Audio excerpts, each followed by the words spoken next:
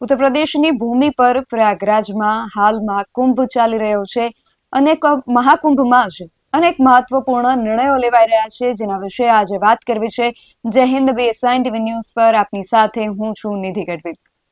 મહાકુંભમાં ઠેર ઠેરથી આવેલા મહાન સંતો મહંતો દ્વારા ઘણા મહત્વપૂર્ણ નિર્ણયો લેવાઈ રહ્યા છે અને આ બધાની વચ્ચે જે મોટા સમાચાર સામે આવ્યા હતા એ છે અંબાજી મંદિરના ગાદીના વિવાદ અંગેનો નિર્ણય. જે વિવાદ છેલ્લા 6-7 મહિનાથી ચાલી રહ્યો હતો, હવે તેનો અંત આવી ગયો હોય તેવું લાગી રહ્યું છે, કારણ કે મહાકુંભમાં જૂના અખાડા દ્વારા મહેશગીરી સહિત 4 સાધુઓને પદભ્રષ્ટ કરવામાં આવ્યા છે, જેના વિશે આજે વાત કરવી છે. અને જે મુદ્દે ચર્ચા કરવા માટે આજે આપણી સાથે જોડાયા છે સનાતન સંત સમિતિના રાષ્ટ્રીય અધ્યક્ષ જ્યોતિનાથ બાપુ અને પૂર્વ ડેપ્યુટી મેયર ગિરીશ કોટેચા.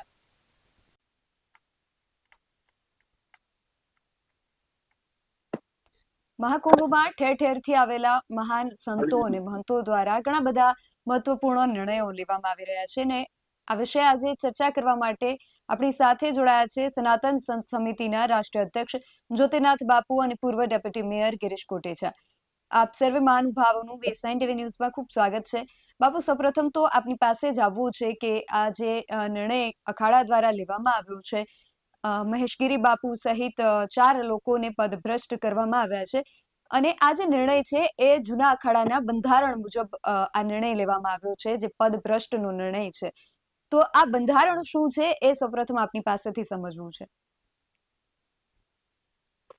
સંપ્રદાયનું પોતાની વ્યવસ્થા હોય છે, પોતાનું આયોજન હોય છે. તેમાં નક્કી કરવામાં આવે છે કે કોણ વર્તન કરશે, કેનું ગેરવર્તન કરે છે, કેવું જીવે છે, કોઈનું અપમાન કરે છે કે નથી કરતો, ક્યાંક સમાજને હાનિ કરતા પ્રયોગો કોઈ કરતું હોય તો આ બાબતના નિર્ણયો હંમેશા સનાતનની અંદર જુદા જુદા અખાડા લેતા હોય છે. જૂના અખાડા હોય, અગ્નિ અખાડા હોય કે અમારા ના સંપ્રદાયની અંદર તો અમારું એક મત હોય છે, જમાત બેસતી હોય, નિર્ણય લેતી હોય છે. આ એક એમના સંપ્રદાય તરફથી લેવાયેલો નિર્ણય છે અને એ એવું નથી હોતું નિર્ણય લીધો છે કાલે નિર્ણય કેન્સલ બી છે, પણ આ નિર્ણય અત્યારે લેવાયો. જી બાપુ. અને ગિરીશભાઈ, આપને પણ પૂછવું છે કે જે અંબાજીની ગાદીનો જે વિવાદ હતો, છેલ્લા લગભગ 6-7 મહિનાથી આ વિવાદ ચાલી રહ્યો છે અને આપ આદિથી અંત સુધી આ વિવાદ સાથે પ્રત્યક્ષ કે પરોક્ષ રીતે જોડાયેલા હતા અને હવે જાણે આ વિવાદનો અંત આવ્યો હોય તેવું લાગી રહ્યું છે, કારણ કે મહેશગીરી બાપુ સહિત 4 સંતોને પદભ્રષ્ટ કરવામાં આવ્યા છે. આપ આ સમગ્ર ઘટનાને કઈ રીતે જુઓ છો? પેલા કુંભના મેળાની અંદર જે કાલે નિર્ણય લેવાનો એ પણ અમને પણ મીડિયા મારફત ને ઇલેક્ટ્રોનિક મીડિયા ને YouTube મારફત જાણવા મળ્યું. પણ તમે એક વિચાર કરો બેન કે જ્યારે પણ પેલા કોઈ પણ વસ્તુ કરો ને, તમારે કર્મના નિયમ પ્રમાણે તમે જે કર્યું છે તમારે ભોગવવાનું જ છે. પહેલી વાર ધનસુખગીરી બાપુનું જયારે મૃત્યુ થયું અને ન્યાય એ મારા વોર્ડમાં હું જ્યાંથી ચૂંટાવું ને ત્યાં જ રહી બાપુ, અને હાલીને જયારે જાતા ગિરનારની સીડીમાં, શિયાળો હોય, ઉનાળો હોય, ચોમાસું હોય, પછી ડોળીમાં જતા. હવે જેમાં આવક વધારે થઈ એટલે આને ફાટ કરતું હોસ્પિટલમાં ઈ પણ રાજકોટ હોય છે 8 જણા 12 જણા, એમાં 4 ભગવા કપડા વાળા હતા ને 8 જે CCTV કેમેરા આજે પણ SP કચેરીમાં SP પાસે છે. આ બનાવ બન્યો મને જયારે ખબર પડી ત્યારે મેં એક વાત એવી કરી કે ખરેખર આ સોંપતું નથી. તમે તમારી જગ્યા જ્યાં હોય, બાકી એના પરિવારને પૂછો ને. ધનસુખગીરી બાપુના પણ જે ગુરુ હતા એ વારસાગત 100 વર્ષથી ને એના પરિવારને જ આ જગ્યા મળી છે. તો એ જગ્યામાં તમે અંગૂઠા મરાઈ આવો, એ પણ રાતે 1:30 વાગે હોસ્પિટલમાં જાવ, વેન્ટિલેટર ઉપર હોય બાપુ. 12 જણા, એક પણ જણાને વેન અંદર ન જવા દે. દિવસનો ટાઈમ હોય, સવારે માની લો કે 1 વાર જવા દે અથવા બપોરે 4:30 પછી. મારા ભાઈને પણ સ્ટર્લિંગમાં જયારે દાખલ કર્યો હતો ત્યારે અમને 10 મિનિટ 2 જણાને મળવા દેતા, એનાથી વધારે ઇન્સ્પેક્શન લાગી જાય બહારના. હવે આ બેન ન્યા વિચાર તમે કરો, નોટરીને લઈ જાઓ, તમે વકીલને લઈ જાઓ, એનું વિડીયો શૂટિંગ ઉતારું, પથારીમાં જે બાપુ પડ્યા એ 4 કલાકમાં તો ઓફ થઈ ગયા અહીંયાથી નીકળ્યા પછી. હવે તમે વિચાર કરો કે આનાથી ખરાબ વસ્તુ કઈ ગણવી. અને અખાડા નિર્ણય લીધો બેન, જેમ બાપુ હમણાં કીધા, બધા અખાના પોતપોતાના નિયમો હોય છે. જેમ આપણે બંધારણમાં જેમ નિયમ હોય છે કે ભાઈ આ રીતે ચૂંટણી આવે, પછી આમ મતદાન થાય, એમાંથી ને પછી મહામંડલેશ્વર બને, એમ અખાડાનો તો નિયમ બધા દુનિયા કરતા અઘરામાં અઘરા હોય છે. એમાં એક ભૂલ પણ એ લોકો માફ નથી કરતા.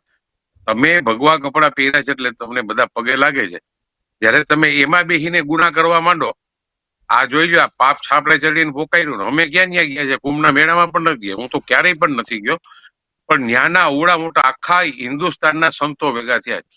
અને અવધેશાનંદજીની હાજરીમાં જ આ નિર્ણય લેવાનો, અને 5 લોકોને પદભ્રષ્ટ કરી દીધા. ખાલી માત્ર કુંભના મેળા પૂરતા નથી બેન, અહીંયા જુનાગઢમાં પણ અગ્નિ અખાડો છે, બીજા બધા અખાડા છે, એટલે એમાં જવાની પણ ટોટલ મનાય.